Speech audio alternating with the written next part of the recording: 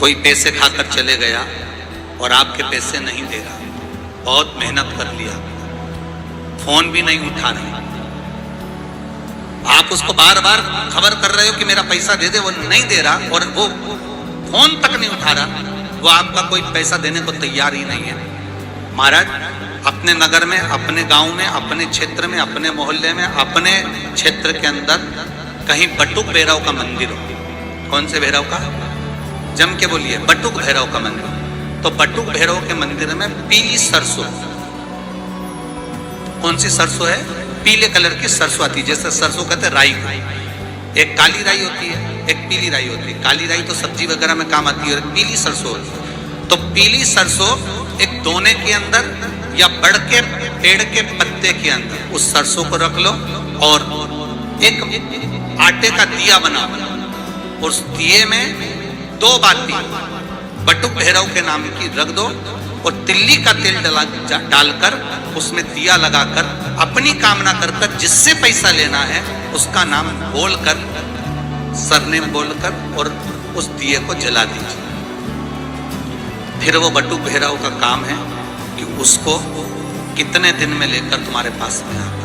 वैसे तो भैरव चरित्र कहता है कि लगभग 15 दिन के अंदर वो पैसा देना चालू कर देता है। 15 दिन। जैसे कल एक माता जी कर रही थी कि हमारा पैसा, आई थी कहीं से पास का, वहां से, तो कर रही थी हमारा पैसा बहुत अटका हुआ था पर धीरे धीरे उसने देना चालू कर। तो अब ये उसके ऊपर, वैसे तो शास्त्र कहता है कि 15 दिन के अंदर वो आपका हाथ जोड़कर पैसा चुकाना प्रारंभ कर देता है। बटुक भैरव का काम ही यही है कि वो प्रकट होकर तुरंत जाकर उस कार्य को सिद्ध, तुरंत बटुक भैरव का काम। भगवान शिव ने अर्जुन भूलना नहीं, अगर आप, तुम्हारे घर में शंकर का शिवलिंग है या सीहोर कुबरेश्वर धाम का कंकर है, उसकी भी आराधना आप कर रहे हो तो उसमें भी फल है। मतलब आप शिव को अपने भीतर बिठा चुके हो। अर्जुन लकड़ी के टुकड़े को भी शिव मानकर पूजन कर लेते हैं, मतलब उनके भीतर शिव बैठ चुका है, शंकर बैठ चुका है, उनके भीतर शिव आ चुका है। मानो तो मैं गंगा मां हूं, ना मानो तो बहता। आप मानोगे तो मैं गंगा हूं, ना मानो तो बहता हुआ पानी।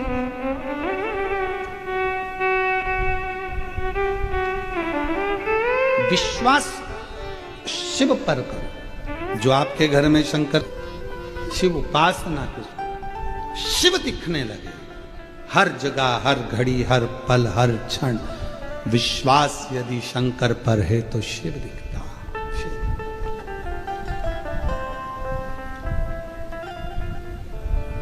शिव के बिना कुछ नहीं दिखता। महाराज, अर्जुन ने नियम ले लिया कि मैं, भगवान कृष्ण ने कहा है कि शिव की आराधना करना, बिना आराधना के मतलब। अर्जुन ने नियम लिया, जब तक मैं शंकर भगवान की पूजन नहीं करूंगा, आचमन नहीं करूंगा, शिव के जल का प्रोक्षण नहीं करूंगा, शिव के जल का, तब तक मैं कोई कार्य नहीं करूंगा। अर्जुन ने नियम लिया, लग गया। रोज प्रतिदिन अर्जुन किसी ना किसी शिवालय में पूजन करते। शिवालय नहीं मिलता तो पाषाण पूजन करते। पाषाण पूजन नहीं कर पाते तो पर्वत को शिवलिंग मानकर उसकी आराधना कर लेते। जल चढ़ाकर उस जल को अपने ऊपर छींट लेते, आचमन कर लेते। अब शंकर जी पे चढ़े हुए जल का कितना महत्व है, स्कंद पुराण कहती है। कौमार खंड वर्णन कर रहा है कि अर्जुन समुद्र तट, दक्षिण दिशा में समुद्र के तट पर पहुंच गए, जहां पर 5 तीर्थ विराजमान थे। 5 कुंड, 5 तीर्थ ऐसे थे जहां पर संत स्नान करने नहीं जाते थे। अर्जुन वहां पहुंच गए। संतों ने जो तीर्थ हैं, इसमें जो जल है, जल के अंदर एक एक मगरी रहती है। मगरी मतलब मगर की पत्नी। मगरी इसमें रहती है। वो मगरी जो अंदर जाता है उसको खींच लेती है, खा जाती है। पर अर्जुन ने हाथ जोड़कर संतों से कहा कि मैं बिना तीर्थ के यहां से जाऊंगा नहीं, स्नान तो मैं करूंगा, कुंड में शिव की आराधना करूंगा। अर्जुन, वो मगरी तुम्हें खा जाएगी। अर्जुन विचार नहीं करे रत्ती भर भी। स्कंद पुराण का कौमार्य खंड कह रहा है कि अर्जुन चलते चलते उस पहले 5 तीर्थ थे, 5 तीर्थ में से एक तीर्थ पर अर्जुन ने हाथ जोड़ा, नमस्कार किया, प्रणाम कर कर हर हर महादेव जैसे ही बोले और अर्जुन उस तीर्थ में कूद गए।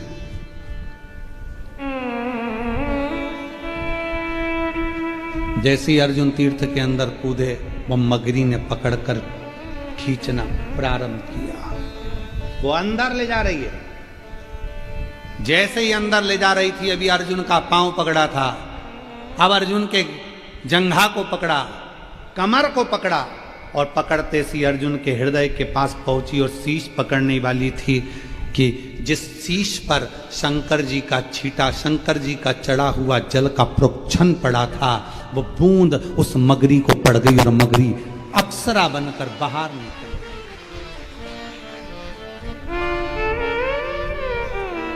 अर्जुन भी बाहर थे, वो मगरी भी अप्सरा बनकर बाहर, बिल्कुल सुंदर स्त्री बनकर, बहुत सुंदर स्त्री बनकर बाहर खड़ी थी।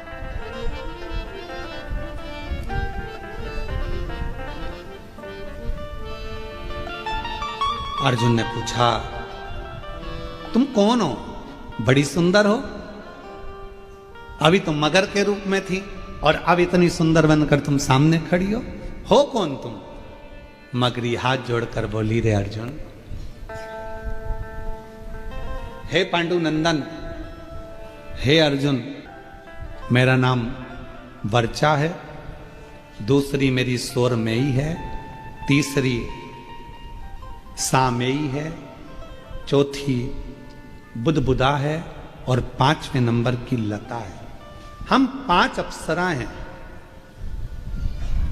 और देवलोक में रहती हैं, बड़ी सुंदर हैं हम पांचों की पांचों। एक बार अपनी सुंदरता का भाव जानकर हम सब नंदन वन पहुंच गए, जिस वन में कुछ संत बैठकर शंकर भगवान की आराधना कर रहे थे, साधना कर रहे थे, शिव की अर्चना कर रहे थे।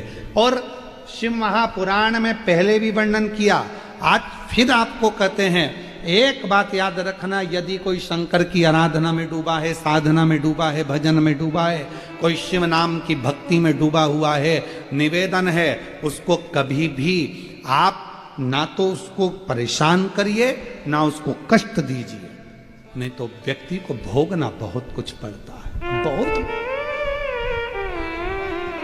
अर्जुन, हम नंदनवन में पहुंचे और नंदनवन में पहुंचने के बाद अर्जुन, हमने देखा कि एक संत शिव की आराधना में लगे हुए थे, शिव आराधना में लगे थे। तभी हमारे मन को भाव उत्पन्न हुआ, हमने उनको अपनी ओर आसक्त करने के लिए नई नई लीला करना प्रारंभ कर दिया।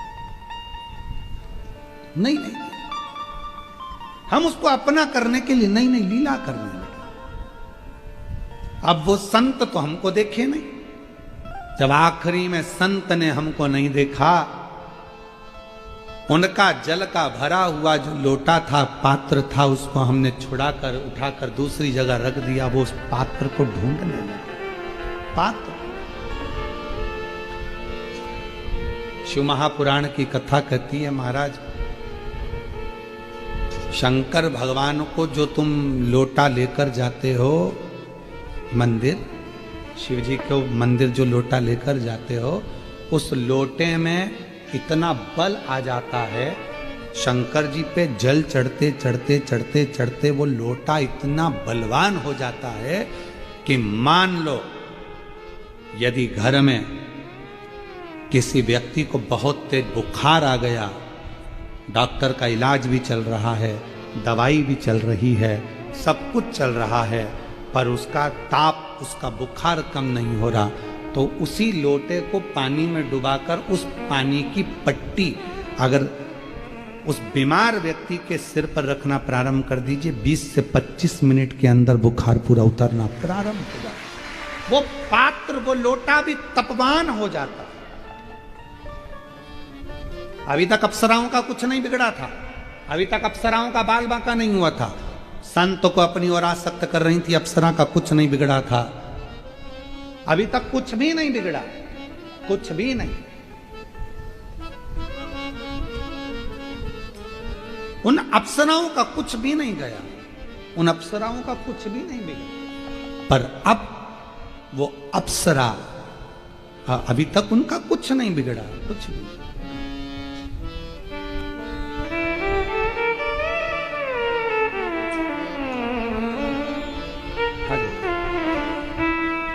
अर्जुन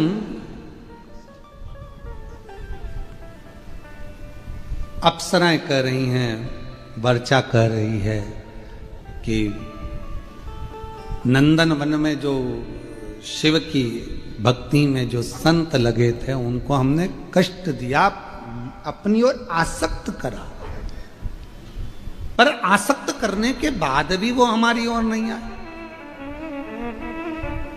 तब हमारे मन में भाव आया, पात्र रखा था जिससे वो जल चढ़ा रहे थे शिव को, और उस पात्र में बड़ा बल होता है, बहुत बल। जैसे आज सारी जितनी पूर्णिमा होती हैं, उन पूर्णिमा में आज की जो पूर्णिमा है शरद पूर्णिमा, वो बहुत मायने रखती है, बहुत। हम फिर निवेदन करेंगे, आज की जो पूर्णिमा है प्रयास करो भोलेनाथ जी को एक श्वेत चावल का दाना शंकर भगवान को समर्पित जरूर करो। और रात्रि के समय पर जब चंद्र पूर्ण आनंद के साथ में हो, और यदि कोई शरीर में बहुत ज़्यादा कोई रोग ग्रसित हो गया है, कोई चर्म रोग हो गया है, कोई शरीर में कोई भयंकर रोग हो गया है, तो छोटी सी बेलपत्र शंकर भगवान पर चढ़ी हुई चंद्रमा की रोशनी में चंद्रमौलेश्वर महादेव का नाम लेकर औषधि के रूप में उसको चबा चबा कर खा लो चंद्रमा की रोशनी में, उससे वो औषधि का काम करेगी और तुम्हारे रोगों को समाप्त करेगी। चंद्रमौलेश्वर महादेव का स्मरण करो। कौन से महादेव? चंद्रमौलेश्वर। और चंद्रमौलेश्वर महादेव की, चंद्रमौलेश्वर शिव उपासना ये बहुत और आज तो सुंदर शरद पूर्णिमा है, बाबा की बड़े आनंदमय स्वरूप है। चंद्र की रोशनी में आप लोग तो खीर खाते ही हो, पर साथ में एक बेलपत्र का प्रयोग भी जरूर कर देखो, वो आपकी जिंदगी में ना जाने कितने रोगों को समाप्त कर देगा, कितने रोग। पर वो बेलपत्र छोटी लेना, ज्यादा बड़ी बेलपत्र नहीं लेना, छोटी सी बेलपत्र लो, शिव पर चढ़ी हुई श्री शिवाय नमस्तुभ्यम बोलकर चंद्र पूर्णता में जब हो, रात्रि के समय पर एक बेलपत्र चंद्रमौलेश्वर महादेव का नाम लेकर उसको चबा चबा कर, जिसको खाने पर मुंह में छाले हो जाते हैं या छार छार हो जाता है तो उसको पीस लो, पीस कर बाहर बैठकर गोली लेकर उसको पानी से निगल जाओ, पर उसको खाओ औषधि के रूप में। कहते हैं शरद पूर्णिमा की रात्रि की चंद्रमा की रोशनी एक ऐसी रोशनी होती है जिसमें जितनी औषधीय पौधे होते हैं उसमें एक बल उत्पन्न हो जाता है जो हमारे शरीर के सारे रोगों को समाप्त कर देता है, सारे। आपके यहाँ खीर रखते हैं, हमारे यहाँ हम हमारे कुबेरेश्वर धाम पर बेलपत्र रखते हैं रात्रि के समय पर, और वही बेलपत्र जब कोई बहुत ज़्यादा तकलीफ में होता है तो वही बेलपत्र का चूरा बस सूख जाती है, उसको दे देते हैं, भाई यही पाते रहो, वो औषधीय तत्व है।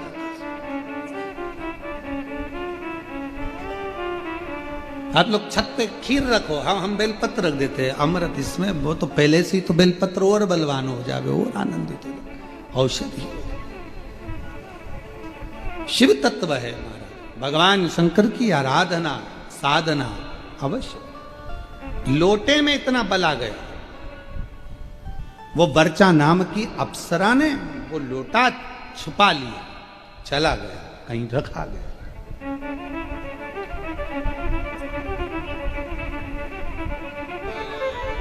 हम इसी महाराष्ट्र की एक छोटे से गांव की एक कथा कहना चाहेंगे, पर गांव का नाम नहीं बोलेंगे। हमने पत्र पढ़ा है कथा में, आप लोगों के स्मरण में होगा।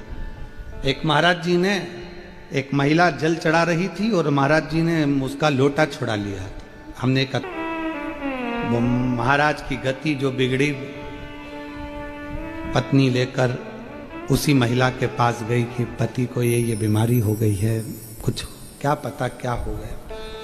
वो लेकर बाबा कुबेर भंडारी के दरवाजे पर पहुंची। सूचना आई कि आपने जो पत्र पढ़ा था वो महाराज शरीर से चलते नहीं बन रहा था, पाँव मुंह सब का। हमने कहा कि एक काम करो कि पात्र का अपमान हुआ है, उसी पात्र से इसका जल चढ़ा हुआ वही पात्र पानी में गलाओ। उसी पात्र को, ये हम नहीं कर रहे, ये स्कंद पुराण कुमार खंड वर्णन कर रहा है कि पात्र का अपमान का बल कितना होता है कि वो जो अप्सराएं थी वो मगर बन जाती है। पात्र का अपमान देखिएगा। हमने बस इतना ही खबर करवाई कि वो पात्र जो फेंका गया था, उसी पात्र से शिव जी पे जल चढ़ाकर उसी पात्र, खाली पात्र को पानी में डालो, बाल्टी में डालकर उसी का स्नान कराना प्रारंभ करो। आज वो ब्राह्मण देवता वापिस चलना प्रारंभ कर दिए, शरीर में काम करना प्रारंभ। पात्र की बड़ी महत्व होता है। तुम्हारे घर में दीपक रोज लगाते हो रोज?